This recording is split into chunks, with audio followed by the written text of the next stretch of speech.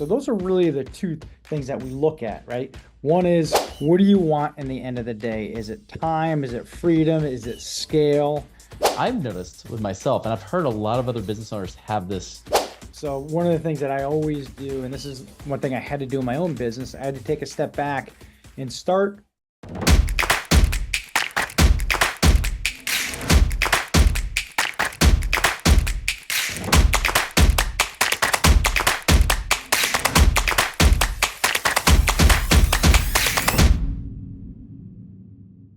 Hello, my fellow Ripplers. This is Chris Miles, your cash flow expert and anti-financial advisor. This show is for you, those that work so hard for your money, and you're ready for your money to start working harder for you today. You want that freedom of cash flow now, not in 30, 40 years, but today, so you can live that life that you love with those you love. But it's not just about getting rich, it's about living a rich life, because as you're blessed financially, you now have a greater capacity to bless the lives of those around you. Thank you for tuning in today. Appreciate you guys binging and sharing these episodes with others as well. Guys, this ripple effect could not happen without you. So thank you for allowing me to do that through you today. As a reminder, if you haven't done so, go ahead and check out our website, moneyripples.com. We've got great content on there for you, everywhere from infinite banking to passive income, anything that you're trying to do, especially if you're trying to break free of that 9 to 5 grind or 9 to 9 grind, whatever it might be. You're looking for that time freedom, money freedom right now. Check that out today.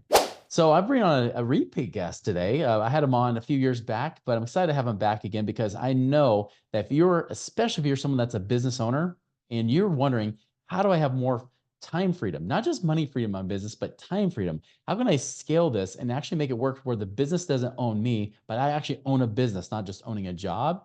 That's why I brought Bob Lachance on here again to talk to us about today. If you don't know Bob, Bob is actually the CEO of Reva Global, which is a great virtual staffing or virtual assistant staffing company that he'll talk about here today. He's actually a former professional hockey player. He was on the ice there. He was there for almost 10 years. And then, of course, after his retirement, went into real estate investing, where he's been in the last 20 years as well. So lots of great experience in the real estate side, which I know a lot of you guys are also real estate investors too. So he's got that experience he has to come from, and even as a co-founder of a company called Perch Rock that he has there in Connecticut. So, Bob, welcome to our show today. Chris, thanks for having me again. Appreciate it. It was great seeing you at the last mastermind as well. Yeah, man. So, catch us up. Like, let us know about your life. I mean, I want to hear this. I mean, we know that you obviously have a virtual assistant staffing company and whatnot, but tell us about when you went from professional hockey to real estate. Like, what was that transition like? What was it that inspired you to do it in the first place?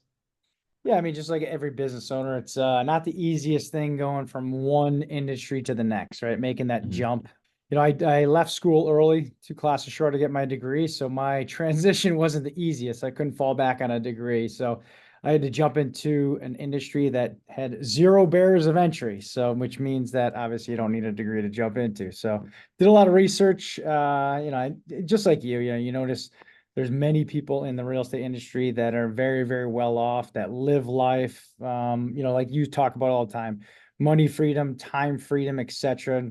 And that's the end goal for all of us. As we get older, I just turned 50 years old this year. So as every year we get older, our lens starts to change. So I noticed that 20 years ago, that the real estate industry does allow for that to happen. And of course, I kind of layered different businesses on top of my real estate business, which obviously fast forward to where we're at today. Now, at least you didn't do like every other hockey player. You didn't like name it Hat Trick Real Estate or something like that, right? It's funny. It's funny. I have a company called Hattrick Hill Holding as well. So I do have that. See, called it, didn't I? Oh yeah. That's awesome. Now, by the way, just as a side note, who'd you end up playing for? So I got drafted by St. Louis Blues. I played in their organization for 2 years, played 2 more years here in the US and then 4 more years in Europe. And then decided Wow. I had my first kid, and so I had to hang it up. Oh, nice. You didn't end up on the Olympic hockey team or anything like that, or? Nope, I didn't. I played national teams growing up, World Juniors select teams and things like that. My brother played in the Olympics. So it's close Wow. enough. It's there. I got to experience what the Olympics were like, and I had a great time partying behind the scenes while he was working his butt off trying to win a medal. Did you just grow up doing hockey the whole time, or what was your story there? Yeah, my father, he had a huge passion of hockey. So I have two brothers. So all two of them played as well. So us three played. We played every sport though. We played baseball, football Mhm. for 1 or 2 years, but and soccer. And so later on, we had everything sports. Yeah, love it. Yep. And where'd you grow up? I grew up in Bristol, Connecticut. Okay, so right there in Connecticut, born That's and right. raised, still there today, huh? Born and raised, still here today. Sometimes I think, why the heck am I still here? Because of the weather we were just talking about a little bit earlier. It's you start looking at down south starting to look very, very nice every single year I get older. But yeah, maybe one day I will buy a house down in Florida. There's definitely a lot less ice down there, but hey, they've got hockey teams too, don't they? They do, they do. Very good ones Yep. too. Yeah, exactly. Well, tell us more like, I mean, Reva Global, I know you guys definitely do a lot with virtual assistants and whatnot. What have you noticed with business owners you worked with over the years? Like, because I mean, I know I've seen this and I know you have too. There's so many business owners that they can be good, high producing people, but they've pretty much just created a very high paying, Right. high stress type job for themselves. Yep. How does somebody really break free of that? You know what? It's pretty interesting. It's a very difficult question to answer a lot of times for small businesses because we are so stuck in our business. We're Mhm, going, you said it before, you're either working 9 to 9 or, 9, 10, 12 hours a day. And that's real. That is all real. And then one day until we get really burnt out and we're like, we have to figure out systems, processes, or we're going to quit. So, what I would tell business owners, and we have these conversations all the time, is saying, all right, what do you want in the end of the day? Is it time? Is it freedom? Is it scale? What is it? So one of the things that I always do, and this is one thing I had to do in my own business, I had to take a step back and start looking at every single hour of my day. So I mm, look at my calendar, you grab your phone, you can look at any entrepreneur's calendar, it is filled, right, with mhm, a lot of stuff that doesn't put money in your pocket. So what I recommend all the time, I say, just take your calendar, start identifying what you do from the time you wake up to the time you go to bed. And it takes a little time, probably takes about 2, 3 weeks to start doing this and categorizing everything. And before you know it, you're going to look at it and saying, you know what? I'm doing a bunch of $10 an hour tasks. And if you're doing $10 an hour tasks, I heard this from one of my buddies, $10 an hour tasks is going to equate to a $10 an hour bank account. So if you keep mhm. doing those, it's either going to learn to burn out or it's going to learn to, either overwhelm, it's going to learn to, challenges at home, whether it's with your kids, your spouse, etc., because you are so stuck in your day to day that you can't even pull yourself out. So that's what I found throughout the years, even with my own self, when I in my own real estate business back, 2004 when I first started, because I was in it. I was doing it, no kidding, from 5 a.m. to literally 8 at night until I started getting yelled at and say, the family it started affecting family. That's normal because you have such passion in something, but it also leads to some very challenging times for us entrepreneurs. Well, and maybe I'm asking this question more for me than anybody because, funny enough, just today I'm texting somebody about possibly getting like a real like executive admin, right? Like a rock star. I want like kind of like the Donna from Suits, right? Yep. Like that's kind of Yep. like the kind of assistant I like. Yeah, but at the same time, because I've done this so long, I mean, I've been in business for more than Yeah. 20 years, just like you do it for so long, you kind of get in the habit, you're like, can I really delegate anything? Because Mhm. I'll spend a couple hours a day at least on emails, and a lot of it is something that maybe only I can answer, right? But Yep. how do you really find a way to do that? Like I can find those tasks, but a lot of times in my mind, it's like, oh, I'll just do that. Like that's just easy. I'll just add it to it, and I'm sure I'm probably adding hours every day that somebody else could offload, right? It's funny. I just got off the phone with a doctor buddy of mine, and he uses a bunch of our virtual assistants. He had a friend of him that just had the same conversation. He was stuck in the Mhm. office till 9 o'clock at night. Like he noticed it over. This happened like 3 or 4 times a week. And Yeah. my buddy called him up and said, listen, I have an executive assistant, virtual assistant that actually takes care of so much of my admin work, right? Because Mhm. what happens, it doesn't matter. It could be the doctor space, could be our real estate space, it could be whatever space it is. That's very, very common that you find yourself stuck in the weeds. So what he does, and there's a lot of executive assistants, first thing you have to decide is, do you want that person in-house? Right? Just Mm. like Donna from Suits, right? Do you want that person in Right. house, or are you okay with working with someone who is remote? because Right. remote work is getting more and more commonplace, and people are more open to it and comfortable with it because of what happened, obviously, in COVID, et cetera. So we're getting more and more business owners that have executive assistants, virtual assistants with us to take care of a lot of those things, scheduling, even things like podcast editing, podcast posting, social media. There's a lot of stuff that they do behind the scenes that people are becoming more and more okay with it and more comfortable. I love it.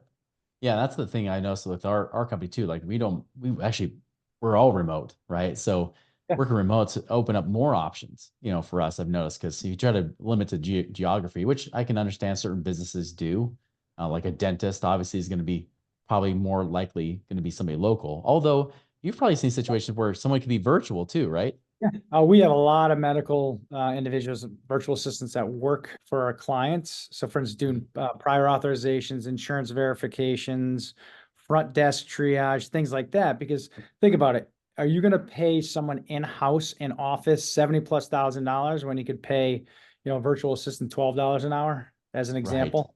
And if you start looking at this, every business, we either need to keep our capital, which makes us more money, right? If you Mhm. lower expenses, or also drive revenue. So those are really the two things that we look at, right? One is controlling our expenses, because think about this, even in real estate, in the medical field, expenses are going up, whether it's marketing costs, direct mail, lists, skip tracing, et cetera, et cetera. So things in our costs are continuing to go up. So we as entrepreneurs have to figure out, hey, how do we keep our costs at a manageable level on one side? And also, how do we grow our business and scale on the other side?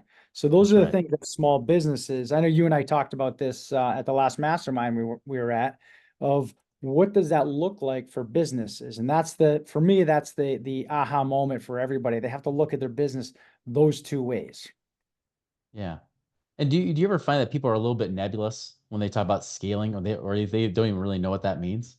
Correct. Yeah, they do, but they say, hey, I want to grow my business, right? But what does that mean? Growing your Yeah. business, that means when you grow your business, you need more capital, or you need more resources. You need something to help build that. It's just not Mhm. going to lay in your lap and make you more money. You have to go and you have to risk something, right? So when you risk something, you also have to make sure you budget for it. It's all in the same, it's kind of all rolled up in one, but we forget about scale costs us something, right? It could be Right. time with our family, time with our kids, whatever that is. It could be higher resources, but it does cost you something in order to scale. So it's way better for us to do it in a very systematic way, to where, you don't try to overly scale to where it implodes something here, right? It could be your family, it could be your bank account, it could be whatever. So everything has to be done in moderation. Yeah, I totally agree. That's a tough one, because I see there's almost, I mean, there's probably more than this, but I see two very different types of people. I see the person that is more than willing to hire anybody off the street, and they'll Mhm. hire like crazy, but they have no profit. And then you have the other person that doesn't really hire, right? And probably takes on too much, and maybe they have good profit, but they're still stuck, and they can't really get that top line. They can't really grow more because they're limiting their own growth, right? Yeah, well, we see that. I mean, a good example of scale in the real estate world is, hey, I want a thousand doors, right? I want to own a Yeah. thousand doors. And before you look at it, have a lot of buddies like that. They got to a thousand doors, but they're looking at it and saying, I'm not making any more money, but I got less hair now. So That's right. you have to understand, the front end too. You got to be able to keep your money. It's got to be done in a systematic manner. Right. And you can grow a business. It doesn't have to grow by 10x, every year, or whatever it might be. Like some people think. Like sometimes it's just a very stable, steady growth, right? Slow and steady. I mean, every majority of the businesses, unless it's a tech business, right? Majority of the Mhm. business are slow and steady. It really is, because one year you got to build off each other before you know you look at some industries, it takes 10 years to really get over the hump. And that's okay, Yeah. because, we're not going to, I don't know about you, but I'm not looking to retire tomorrow. I mean, I don't want to retire, Yeah. because for me personally, I like working. It keeps me younger, keeps me in, it keeps me my mind sharper, because I don't know if you see some our aging parents as well. You see, as soon as Mhm. they stop, their health declines. So for That's me, right. I want to work until I'm 80. I mean, think about that. You don't have to work 8 hours a day, 7 hours a day. You work 2 hours a day if you want at that point, but it's to Mhm. be able to have the ability to do that. Totally agree. Yeah, that's one thing I noticed that if I work too much, I burn out. But if I work too little, the fire burns out, right? That Correct. passion, that Mhm. that meaning or purpose for life kind Yep, of it kind of extinguishes in that case. So you got to have both, that exactly. balance. Yep. That's exactly. I mean, if and like we say, and I always say this, the older we get, that gets more and more, that gets clear every single day. Hmm. For sure. What would you say is a good advice for people when they're looking for virtual assistants to help Yep. really help them offload, help them scale so they can buy their time back? What's the best way to do that?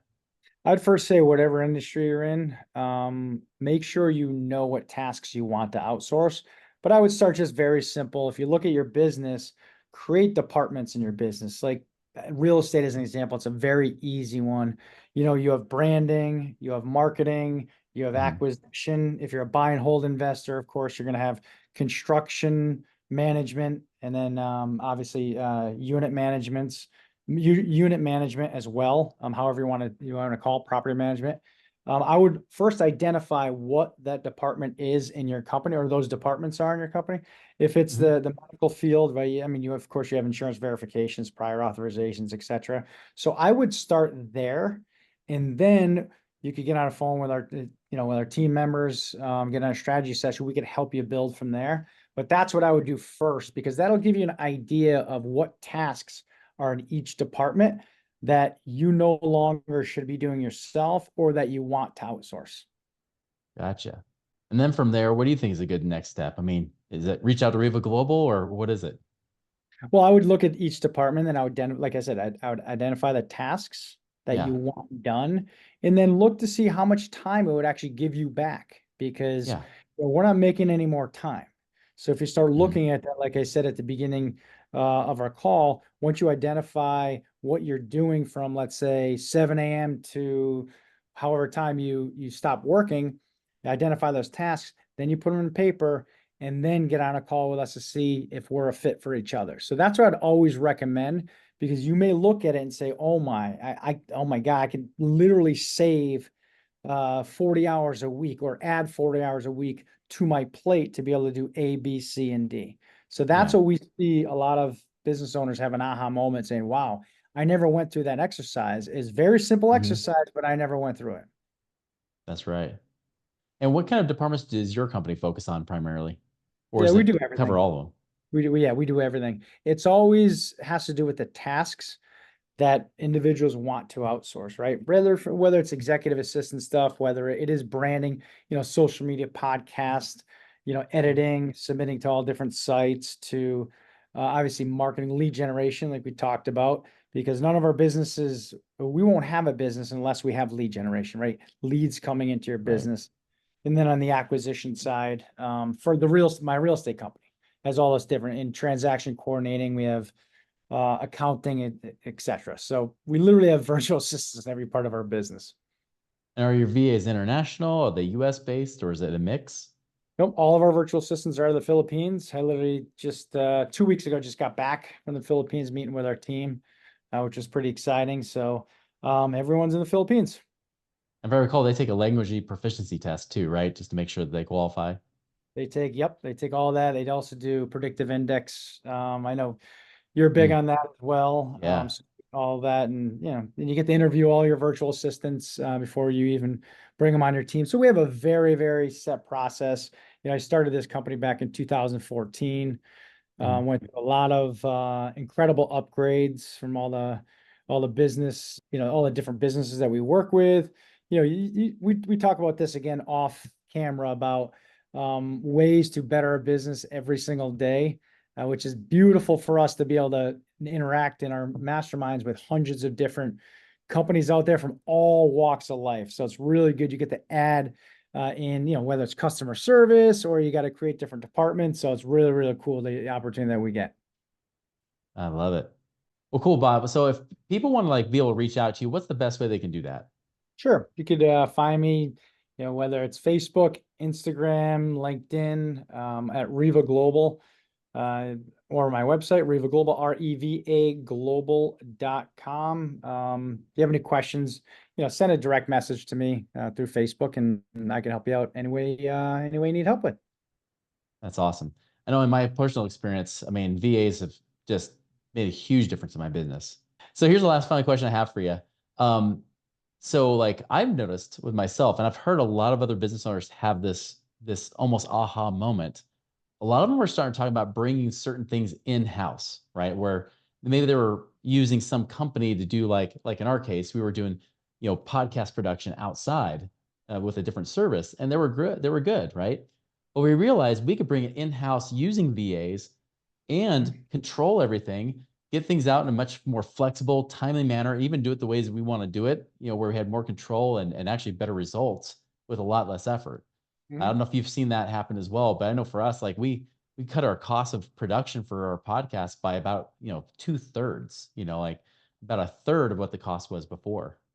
Yep. I mean, we saw the same thing. We did the same exact thing. So we hired a marketing company with Reva Global on obviously my VA side to do all of that podcast editing, sending out to all different sites. So we did exactly what we were talking about. We took it in-house as well. Now we have all our virtual assistant team handle all of that. We've also, on the property management side, we see a lot of property management companies use our service. And I know you have a lot of investors that actually have property management that have taken that in-house as well with, leasing, lease renewals, maintenance calls, etc. So there's a lot of stuff there in our doctor's offices as well, physicians' offices, practices, etc. To where, they've cut a lot of overhead down by taking everything in-house, because a lot of them used to use different companies to do prior authorizations, insurance verifications. Now they took it in-house and they do it themselves. We help manage it, but they do it themselves using our virtual assistants. I love it. Yep. And that's the thing. I look at my business just like any kind of investment, right? Just like a real estate investment. I want to get the best ROI, but also the most assurity, right? Like I want to have the most control, less risk, highest ROI. And that's exactly what you can do, especially when you use a service like what you're talking about doing and having people that are very well qualified. Like mine, two of my VAs are international as well. And they're an amazing investment in our company right now. So I can definitely attest to that. Cool. Well, thank you again. I know we're at the top of the hour there. So, Chris, I appreciate you obviously having me, and I'm here anytime you want to get me on again. I really appreciate it, and I'll see you obviously soon at our next meeting. Yep, same here, Bob. Cool. Everybody else, be sure to reach out to Bob at Reva Global. If you're looking for something like this, even if you're just starting out, you're a solopreneur and you're looking for that first hire, this could be the very thing that you do that allows you to still have the affordability to do it and be able to allow yourself to grow and scale and create more time freedom so that you're not just owning a job. So guys, go and make it a wonderful and prosperous week. We'll see you later.